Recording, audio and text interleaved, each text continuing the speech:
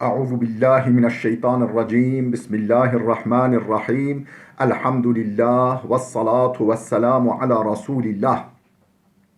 Değerli arkadaşlar, Muhammed Ali Es-Sabuni'nin Et-Tefsirul Vadihul Muyesser adlı eserinden 28. cüzün 7. dersini yapmak üzere birlikteyiz. Geçen dersimizde tam olarak Suratul Haşr, Tefsiru Suratul Haşr, Haşr suresi tefsirinin başına gelmiştik. Haşr suresi 24 ayettir. Medine'de nazil olmuştur. İsmini ikinci ayetinde geçen li'evvelil haşr ifadesindeki el haşr kelimesinden almaktadır. Haşr ne demek? El haşr, haşr ne demek? Sevkiyat için bir yerde toplama. Yani bir grup insanı, bir takım insanları, varlıkları bir yerde toplayıp oradan bir yerlere sevk etme. Hani mahşer de bu kökten geliyor. Haşr suresi. Peki konu olarak neleri ele almaktadır?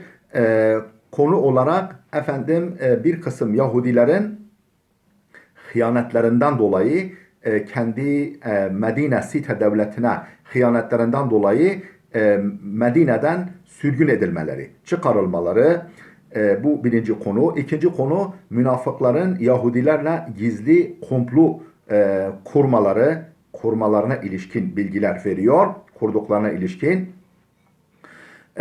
Üçüncüsü müminlere bir takım nasihatlerde bulunuluyor. Dördüncü konuda Kur'an-ı Kerim'in azameti. Hani lev enzelna hadal Kur'ana ala cebelin lera'eytehu haşi'an mutasaddian min haşyetillah diye denilerek Kur'an-ı Kerim'in azameti, manevi ağırlığı ve heybeti bir temsille dile getiriliyor. Ardından da Allah'ın bir takım güzel vasıfları, Esma-i Hüsnası sıralanıyor. El-Halikul Bari'ul Musavviru lehul Esma'ul Hüsna denilerek hani bu bazı akşam ve sabah namazından sonra okunan Aşr-ı Şerif. Bu şekilde sure hakkında genel bilgi verdikten sonra tefsirimize geçelim. Önce ne yapıyoruz? Her zamanki gibi tefsirini yapacağımız birkaç ayetin mealini arz ediyoruz. Ardından o ayetlere ilişkin tefsiri okuyoruz. Tefsiru Suratul Haşr. Bismillahirrahmanirrahim. Sebbaha lillahi ma fis semavati ve ma fil ardı ve huvel azizul hakim. Huvellezî ahracellezîne keferû min ehlil kitâbi min diyarihim li evvelil haşr ma zanantum en yahrucu ve zannu ennehum mani'atuhum husunuhum min Allah. Oraya kadar bir meal verelim. Sebbaha lillahi ma fis semavati ve ma fil ard. Göklerde ve yerde ne varsa hepsi Allah'ı tesbih etmiştir. Tesbih etmektedir. Allah'ın her türlü kusurdan, noksanlıktan münezzeh olduğunu, her şey, yani zerre, güneş, sinekten kartala, hücreden insana, ne kadar varlık varsa canlı, cansız, melek, cin, insan, hepsi Allah'ı tesbih etmekte. Yani kendi sanatkarları olan Rabbul Alemin'in ne kadar kusur varsa, ne kadar eksiklik varsa hepsinden münezzeh, uzak, pak olduğunu gerek lisan-ı hal, yani duruşlarıyla, gerekse lisan-ı kal ile kendi dillerince dile getirmektedirler, ifade etmektedirler. Ve huvel azizul hakim. Allah azizdir, hakimdir. Yani azizdir, hükmünde, kararında galiptir, dediktir. Kararını mutlaka neticelendirir, hedefine ulaştırır, hakimdir, hikmeti sonsuzdur, hiçbir şey gayesiz, hikmetsiz yapmaz denilerek bu şekilde Allah'ı tavsif ederek başlıyor sure. Ardında devam ediyor. Huvellezî ahracellezîne keferû min ehlil kitâbi min diyarihim. Huvellezî, o Allah ki, yani böyle göklerde ve yerde bütün varlıkların tesbih ettiği, tenzih ettiği Allah nasıl bir zat? O Allah ki ahracellezîne keferû min ehlil kitâb. O ehli kitaptan, yani kendilerine kitap verilen Yahudilerden o kafir olanları, ehli kitaptan kafir olanları bir defada tek bir defada çıkarmıştır. Min diyarihim yerlerinden, yurtlarından çıkarmıştır. Li evvelil haşri ilkin tarihte yani onlar öyle bir kök salmış yerleşmişler ki bizi buradan söküp atacak hiç kimse yok. Kalelerimiz, surlarımız bizi korur. Kimse bize diş geçiremez diyorlardı. Onları yerlerinden, yurtlarından bir çırpıda, bir defada çıkaran Allah'tır. Ma zanantum en yahrucu. Siz ey Müslümanlar sanmıyordunuz onların çıkabileceğini. Onların çıkabileceğine ihtimal vermiyordunuz. Sanmıyordunuz siz. Ve zannu ennehum mani'atuhum husunuhum minallah. Onlar da o ehli kitaptan yani Yahudilerden kafir olanlar da sanıyorlardı ki onların kaleleri, muhkem kaleleri, surları Allah'a karşı onları koruyacaktır sanıyorlardı. Devam edelim meal vermeye ta ki bir bütünlük sağlansın. Ondan sonra tefsirimizi okuyalım. فَاَتَاهُمُ اللّٰهُ مِنْ حَيْثُ لَمْ يَحْتَسِبُوا Beklemedikleri yerden Allah onlara baskın yaptı. فَاَتَاهُمُ اللّٰهُ Allah onlara baskın yaptı. مِنْ حَيْثُ لَمْ يَحْتَسِبُوا Hiç ummadıkları, beklemedikleri yerden. وَقَذَفَ فِي قُلُوبِهِمُ الرُّعْبَ Yüreklerine korku saldı. يُخْرِبُونَ بُيُوتَهُمْ بِاَيْد۪يهِمْ Yerlerini, yurtlarını kendi elleriyle yıkıyorlar. Bu kendi elleriyle yıkıyorlar ne demek? İki şekilde anlaşılabilir. Birincisi, nasılsa mağlup olacağız. Yüreklerine korku girmiş, korku salmış onları. Nasılsa mağlup olacağız. Bu Müslümanlara kalmasın. Bu birinci mana. İkinci mana ise kaşına. Yani rahatken yerlerinde, yurtlarında rahatken rahat durmadılar. Münafıklarla işbirliğine girdiler. Mekke müşrikleriyle Uhud Savaşı sonrasında işbirliğine girdiler. Vatandaşı oldukları İslam ülkesine, İslam devletine hıyanet ettiler. Böylece yani kendi elleriyle yani yuvalarını yıkıyorlar, rahatlarını bozuyorlar. Yuhribune buyutahum bi eydihim ve bi eydil mu'minine kendi elleriyle ve müminlerin elleriyle evlerini yıkıyorlar. Fa'tabiru ya ulil absar ey basiret sahipleri, ey gönül gözü açık olanlar, ibret alın bundan, ibret alın. Buraya kadar meal verdik. Şimdi dönüp tefsirimizi okuyalım. Birinci ayetten başlıyoruz. Sebbaha lillahi ma fis semavati ve ma fil ardı ve huvel azizul hakim. Ey nezzahallaha teala ve meccedehu ve kaddesehu cemi'u ma fil kevni min melekin ve insin ve hayvanin ve cemadin ve şecerin ve semerin. Ey nezzahallaha Allah'ı tenzih etmiştir. Allah'ın her türden kusurdan, eksiklikten, acizlikten münezzeh pak olduğunu dile getirmiştir. Ve meccedehu onu temcid, tazim etmiştir. Ve kaddesehu onu takdis etmiştir, kutsamıştır. Cemi'u ma fil kevni kainatta, varlıklar aleminde ne varsa her şey. Nedir bunlar? Min meleken, ister melek olsun, ve insanın, ister insan olsun, ve hayvanın, ister hayvan olsun, ve cemadin, cansız varlık olsun, ve şecerin, ağaç olsun, ve semerin, meyve olsun. Ne varsa hepsi Allah'ı tesbih etmiş, takdis etmiş, temcid, tazim etmiştir. Ve huvel galibu fi mülkihi. Allah hükümranlığında, hakimiyetinde, evren memleketini çekip çevirmesinde galiptir, baskındır, otoritesi tamdır. El hakimu fi tedbirihi ve sun'ihi tedbir yani çekip çevirmesinde, yönetiminde ve sanatında hikmetlidir. Hikmeti sonsuzdur. Hikmetsiz hiçbir karar vermez, hiçbir icraatta bulunmaz, hiçbir şeyi yaratmaz. Hakimdir. Hikmeti sonsuzdur. Huvellezî ahracellezîne keferu min ehlil kitabi min diyarihim. Odur ehli kitabı yani ehli kitaptan kafir olanları evlerinden, yurtlarından çıkaran li evvelil haşri. Li evvelil haşri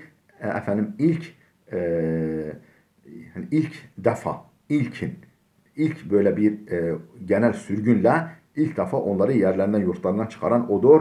Ma zanantum en yahrucu. Siz de sanmıyordunuz onların çıkabileceğini. Ve zannu ennehum mani'atuhum husunuhum minallah. Onlar da sanıyorlardı ki Allah'a, yani Allah'ın ordularına, müminlere, meleklere karşı kalelerinin, surların onları koruyacağını sanıyorlardı onlar. Ey, şimdi tefsirini okuyoruz. Ey huve celle ve ala bi kudretihi, yani odur aziz ve celil olan Allah, odur kudretiyle ahrece Yehude benin nadir min mesakinihim bil medinetil munevvera. Medine-i Munevvere'deki meskenlerinden Beni Nadir kabilesini çıkaran Yahudilerini, Beni Nadir Yahudi kabilesini çıkaran odur. Li evvelil haşri, ey fi evveli merratin. Yani ilk defa onlar, biz asırlardan beri buradayız, burası bizimdir, kimse bizi buradan çıkaramaz diye şımarıkça davranıyorlardı, hıyanetlerine hıyanet katıyorlardı. لأول الحج أي في أول مرة أخرجوا منها min ceziretil Arab. İlk defa Arap Yarımadası'ndan toplu halde çıkarılıyorlardı. İzlem yusibhum hâzâ zillu min kable zâlik. Çünkü böylesi bir zillet daha önce onların başına gelmemişti. Ma zanentum eyyuhel mu'minune, ey müminler, siz sanmıyordunuz ki en yuhracu min diyarihim ve avtanihim bihâzâ zilli vel hevan. Bu zillet ve horlukla, zillet ve hevan horluk demek. Bu zillet ve horlukla onların kendi yerlerinden, yurtlarından ve vatanlarından çıkarılacaklarını, ey müminler, siz de sanmıyordunuz. Li şiddeti ba'sihim. Niçin? Çünkü çok güçlüydüler. Li şiddeti ba'sihim. Yani ba's kuvvet demek. O yani güçlü kuvvetlerinden dolayı, böyle sarsılmaz güçlerinden, kuvvetlerinden dolayı, haythu kanu ashabe kusurun ve husunin, çünkü sarayları vardı, kaleleri vardı, surları vardı. Ve izzetin ve menaatin, izzetleri, güçleri, kuvvetleri vardı. Efendim, kendilerini savunabilecek her türlü donanıma sahiptiler. Ve zannu enne husunahumul hasinetu temna'u anhum azaballahi ve intikamahu. Ve zannu, onlar da sandılar ki enne husunahumul hasinete, onların muhkem kaleleri, onların korunaklı, muhkem, sapasağlam kaleleri, temna'u anhum azaballahi ve intikamahu, Allah'ın azabını ve intikamını, cezasını onlardan def edeceğini, onları Allah'ın onların azap ve cezasından koruyacağını sanmışlardı onlar. فَاَتَاهُمُ اللّٰهُ مِنْ حَيْثُ لَمْ يَحْتَسِبُوا. Onlar beklemedikleri anda, beklemedikleri biçimde Allah onlara baskın yaptı. وَقَذَفَ فِي قُلُوبِهِمُ الرُّعْبَ. Onların yüreklerine korku saldı. يُخْرِبُونَ بُيُوتَهُمْ بِاَيْد۪يهِمْ. Kendi elleriyle ve eydil müminine, ve müminlerin elleriyle kendi evlerini yıkıyorlar. فَاَعْتَبِرُوا يَا اُلِي الْاَبْصَارِ. Ey basiret sahipleri, gönül gözü açık olanlar, bundan ibret alın. Ey ca'ehum ba'sullahi ve azabuhu. Yani Allah'ın şiddeti ve azabı onlara geldi, onlara baskın yaptı. Min haythu lem yakun fi hisabihim. Onların hesabında yer almayacak biçimde. Yani onlar hesap etmedikleri biçimde, beklemedikleri bir biçimde. Ve lem yahtur ala balihim. Akıl ve hayallerine bile gelmeyecek şekilde. Ve elqa fi kulubi Yahudi Beni Nadir el havfe şedide. Beni Nadir Yahudilerinin kalplerine şiddetli bir korku attı, şiddetli bir korku saldı. Ve ru'be vel feza'a, efendim ru'b yani ürperti, feza dehşet, ürperdi ve şiddetli bir korku saldı. O kadar ki hatta isteslemu ve fetahu husunahum, o kadar ki efendim kalelerini açtılar, kalelerin kapılarını açtılar ve efendim teslim oldular. İsteslemu, teslim oldular. Ve fetahu husunahum, kalelerin kapılarını açtılar Müslümanlara. Ve radu en yenzilu ala hukmi Rasulillahi, ve Allah elçisinin, Hazreti Muhammed sallallahu aleyhi ve sellemin hükmünü kabul etmeye razı oldular. Hükmünü kabul etmeye, onun kararını vermeye razı oldular. وَكَانُوا يُخْرِبُونَ بُيُوتَهُمْ بِاَيْد۪يهِمْ مِنَ الدَّاخِلِ İçten içe de kendi evlerini kendi elleriyle yıkıyorlardı. وَاَيْدِ الْمُؤْمِنِينَ مِنَ الْخَارِجِ Yani içeriden kendi elleriyle evlerini yıkıyorlardı. Hariçten de dışarıdan da müminlerin eliyle kendi evlerini yıkıyorlardı. فَاتَّعِظُوا وَاَعْتَبِرُوا يَا اُلِي الْعُقُولِ السَّلِيمَ Ey selim, sağlam akıl sahipleri, ibret alınız buradan. Bundan ibret alınız. وَلَوْلَا أَنْ كَتَبَ اللّٰهُ عَلَيْهِمُ الْجَلَاءَ لَعَذَّبَهُمْ فِي الدُّنْيَا Şayet Allah onlar hakkında sürgün takdir etmeseydi, şayet Allah onlar hakkında sürgünü yani yerlerini yurtlarını terk etmeyi takdir etmeseydi لَعَذَّبَهُمْ فِي الدُّنْيَا Dünyada onları azap ederdi. وَلَهُمْ فِي الْآخِرَةِ عَذَابُ النَّارِ Ahirette de ateş azabı, cehennem azabı onları beklemektedir. Onlar için cehennem azabı vardır. Gerçi kitabımız biraz açıklayacak. Onu bekleyelim. Kitabımızın yoksa ben biraz bilgi vermek isterdim ama kitabımız bilgi verecek. Eksik bıraktığı yerler varsa ben izah edeceğim size. Tefsirini okuyoruz bu ayet-i kerimenin. Ey levla ennallaha hakeme aleyhim bit-tardi minel avtan.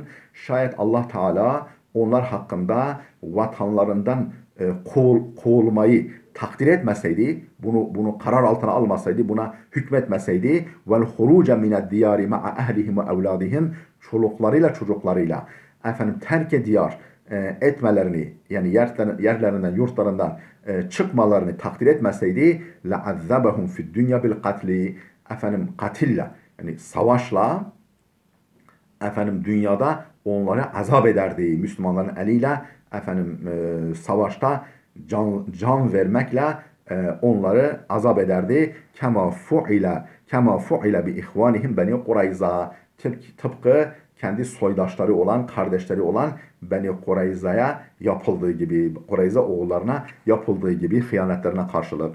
Ve lehum ma'a azabid dünya onlar için dünya azabının yanı sıra vardır azabu cehenneme el-alimul muabbad. Elim, can yakıcı ve kesintisiz ebedi olan cehennem azabı da vardır. Dünya azabının yanı sıra. Değerli dostlar, burada dursun.